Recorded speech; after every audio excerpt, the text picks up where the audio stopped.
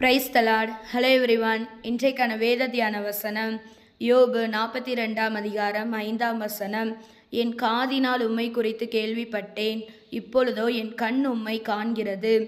கர்த்தர் நம்மிடத்துல சொல்கிற வார்த்தை என்னன்னா, நாம் ரட்சிக்கப்படுகிறதற்கு முன்பாக நமக்கு இயேசுவை குறித்து ஒரு சுவிசேஷம் அறிவிக்கப்பட்டிருக்கும். யாராவது ஒரு நபர் அவரை குறித்து நம்மிடத்தில் சொல்லியிருப்பாங்க, இயேசு உன்னை நேசிக்கிறார், இயேசு நம்முடைய பாவங்களுக்காக மரித்து உயிர்த்திருக்கிறார், அவரே நம்மை ஆசிர்வதிக்கிறார், அவர் நமக்கு ஆறுதல் தருகிறார்.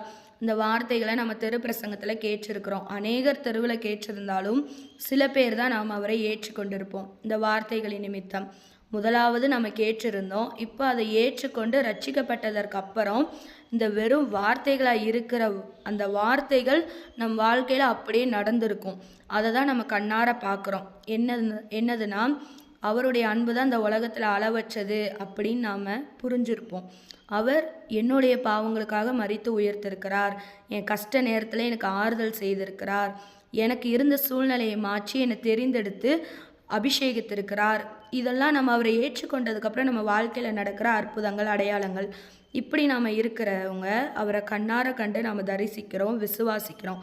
இன்றைக்கு நாம் அனுதினமும் வேலைக்கு போகிறோம், ஸ்கூலுக்கு போகிறோம், டெய்லி சாப்பிட்றோம். இந்த மாதிரி ரொட்டீன் உலக பிரகாரமாக நம்ம இருந்தாலும் ஆனால் அவர் நமக்கு கொடுத்த ரட்சிப்பில் நம்ம கரெக்டாக இருக்கணும். அவருடைய வசனத்தை அனுதினமும் வாசிக்கணும், அவருடைய பிரசனத்தை நம்ம நாள்தோறும் தேடுகிறவர்களாக இருக்கணும், அவருடைய ரட்சிப்பின் அனுபவத்தை நாம் நாள்தோறும் சிந்தித்து அதன்படி அவருடைய சித்தத்தை நிறைவேற்றுகிறவர்களாய் நாம் இருக்கணும்.